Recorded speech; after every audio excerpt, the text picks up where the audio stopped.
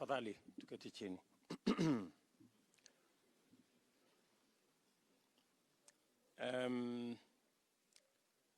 Mama Hilda, mke wa ndugu yetu General Koech, watoto wake Robert, Sheila, Angela, Chebet and Eric,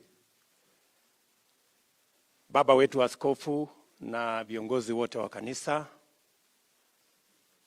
viongozi wetu wote wa kijeshi mlio hapa wakiongozwa na Vice Chief of General Staff, familia ya General na watu wote wa Ainamoi pamoja na Kericho na marafiki, hamjambo. Bwana Yesu asifiwe. Hebu mnipungie hivi, Bwana Yesu asifiwe. Asanteni sana. Hata nami kwa niaba yangu na familia yangu na kwa niaba ya serikali ya Kenya na viongozi na wafanyikazi wote, umesikia rambirambi za kiongozi wetu rais imesomwa. Kwa niaba yetu sisi wale wengine wote, mimi ninataka niseme pole sana kwa Mama Hilda na kwa familia yako na kwa watoto kwa kumpoteza huyu shujaa ambaye alifanya kazi kubwa sana kama mwanajeshi, kama kiongozi na kama mfanyibiashara na Mkenya.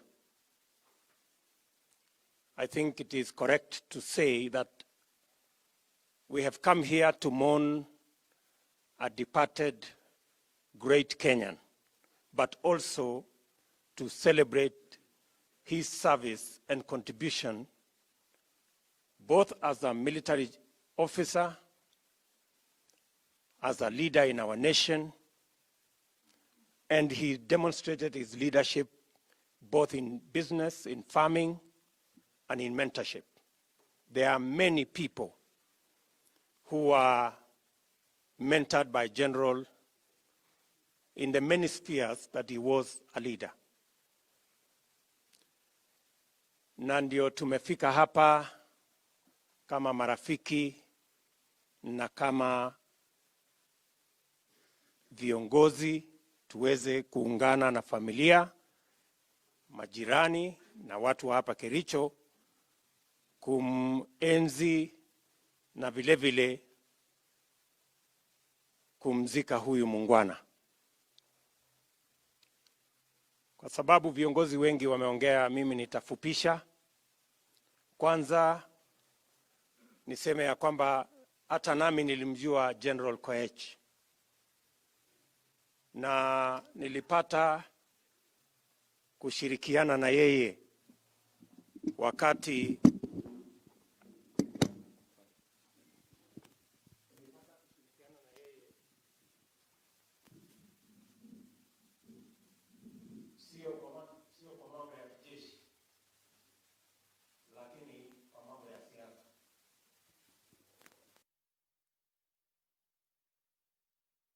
that I can say. It is true that for those of us Kenyans who are born Kalenjin, General was a cut above many. The relationship between General and his wife was extraordinary by Kalenjin standards.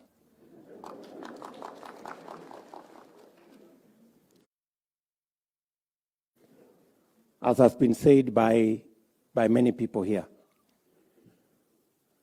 Ordinarily, I remember I came to church here last year, and I went to a Methodist church on the other side of this town. And I met a good man there called Bishop Koech.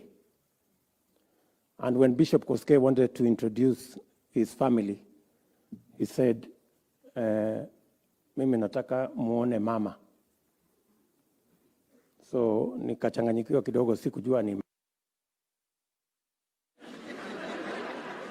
ama ni mama mgani. Sasa nikampatia tutorial kidogo huyo bishop, nikamwambia you are a person of our generation. Ukimsimamisha bibi wako unasema I want to introduce to you my dear wife. But General, despite being of the older generation from us, he gave us a lot of competition in the manner in which we treat our wives, and he became an example, and a great example. And I saw it here, that Eric is slightly ahead of General.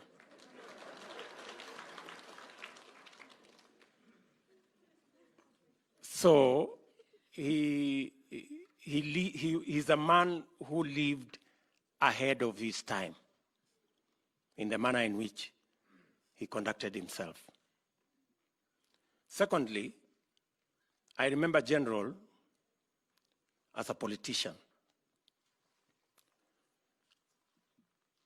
And somebody has alluded here that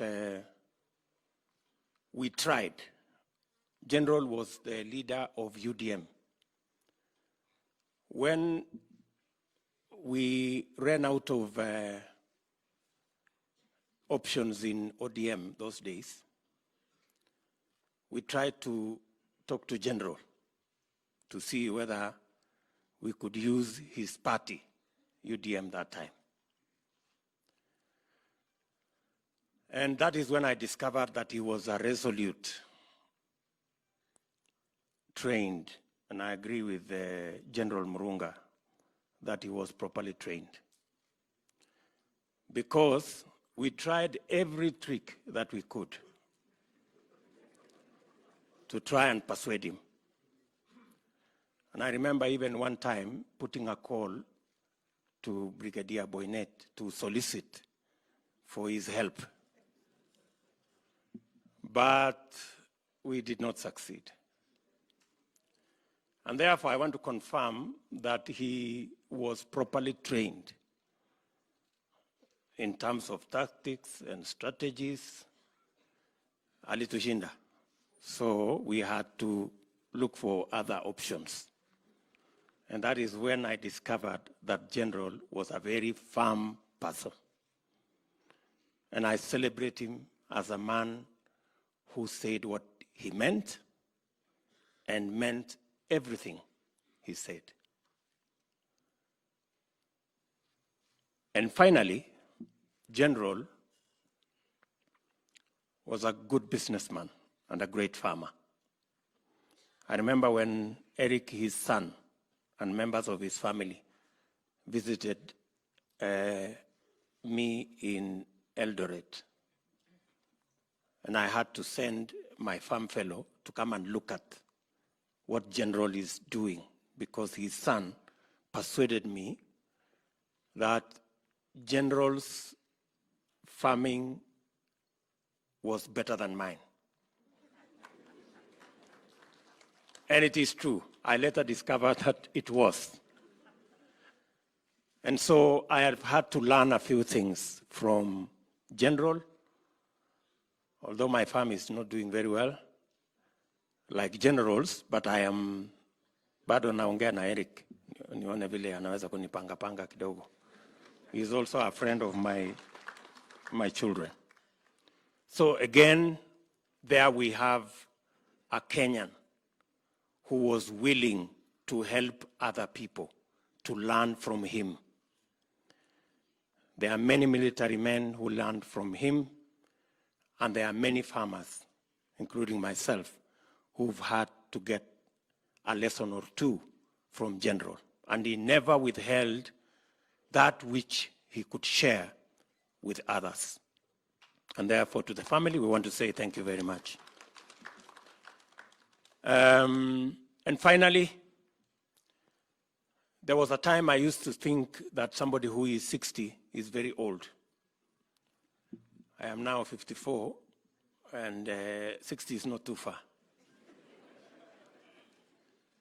And therefore, I've come to learn the hard way that at 70, you are not very old. And I think I can say correctly that General left us before his time. if our systems were working properly, maybe we would have saved General and he would have been here to continue to do the good work that he did. But we have to defer to God and say, maybe God's timing is the best. But having said that, there is still a possibility for us to take our life expectancy slightly higher. And that is why the President and those of us in government today had identified universal health coverage as a big component of how we can take Kenya forward and how we can save loss of life unnecessarily. And that is why it is very important, even at this point in time,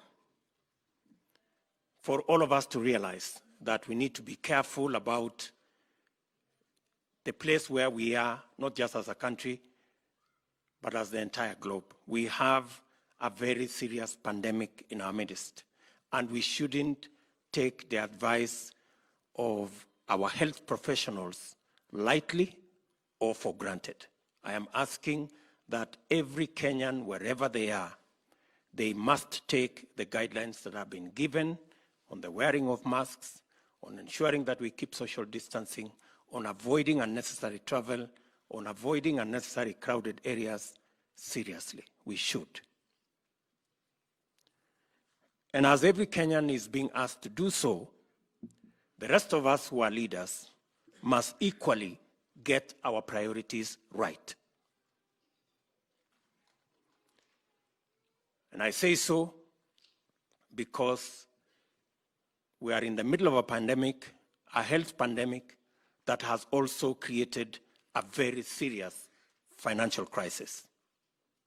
To be able to deal with the financial crisis and the health pandemic, our focus should be on how to manage and deal effectively with the challenge of the health pandemic.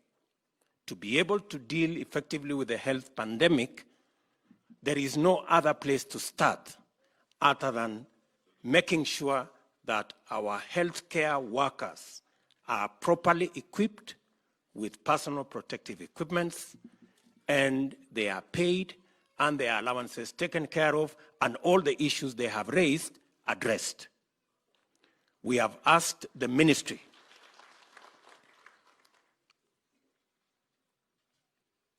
to, with immediate effect, work with the leadership of doctors, nurses, clinical officers, and all our healthcare workers so that we can address the issues they have raised as the first step and a priority step in ensuring that we deal with the health pandemic, which will give us the opportunity to also deal with the financial crisis. We must get those priorities in that order. Our healthcare workers come first, and their issues and their concerns, because they are the only frontline generals we have in dealing with the pandemic, which will then give us an opportunity to deal with the financial crisis. I am also asking county governments. All county governors must prioritize issues to do with doctors, nurses, clinical officers, their concerns, their salaries, their personal protective equipments should take precedence and priority over any other consideration until we are through with the pandemic. Therefore, as we ask the healthcare professionals to engage with us, they too understand where we are. And therefore, it is important at this point in time that all of us are focused in the correct priorities.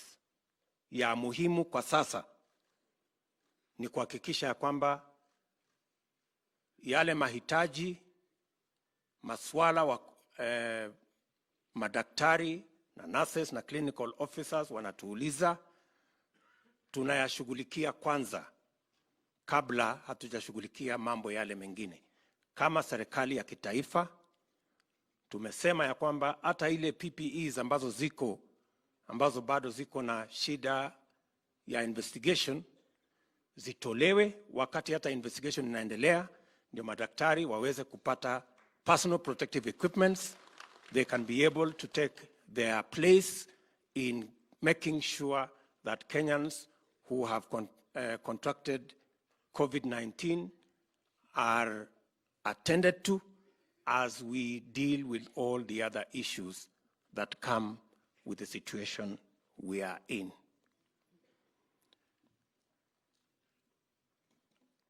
I think it is reckless and it is irresponsible for anybody to say that we wait for political processes so that we can find the money to address the pandemic that we are in.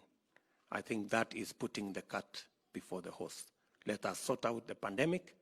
The political processes will follow. Bishop, mimi nataka niseme ya kwamba tunawashukuru kwa mwongozo wenu kama kanisa, na sisi kama serikali tunawasikiza kwa makini, tukijua ya kwamba nyinyi ni washirika wa kujitolea in the partnership between the church and the state, and we will continue to work together.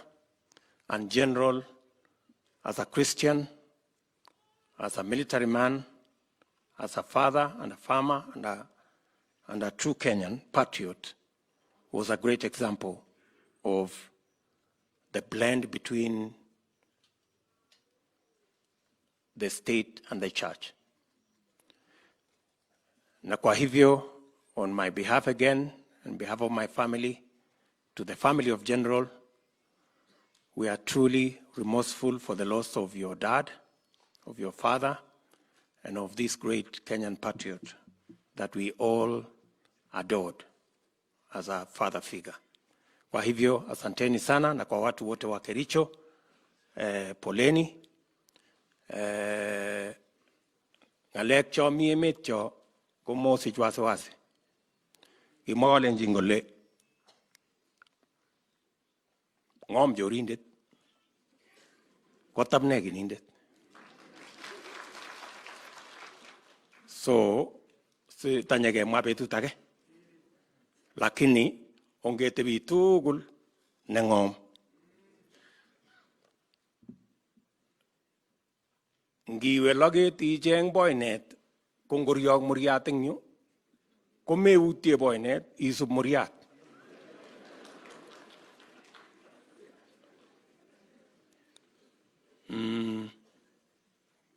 Akemwoe kele kitesin ng'omnotet neo Koech, kitesin ng'omnotet ng'ulotyet. Ko tami asaisani ng'alechab bicho, kiatoret sine asaisani ngikibo Bomas yo. Agere kole noti kole koalechi tokomi ole moche kesaisan kole.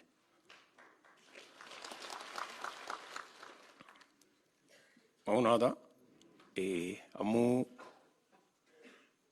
ingen ile ngekur tiendo komewe yes amaina ile yerop tieni konne nerubei.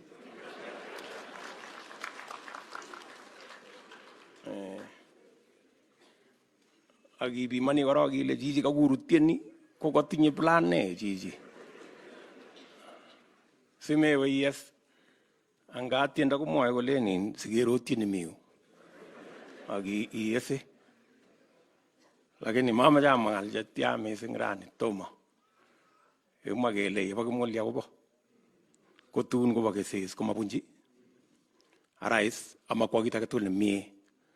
Ngomakituye eng kwenuni amakwa Christmas ne kararan ak kenyit ne lel netinye kaberuret nebo Jehova. Asanteni sana na Mungu awabariki.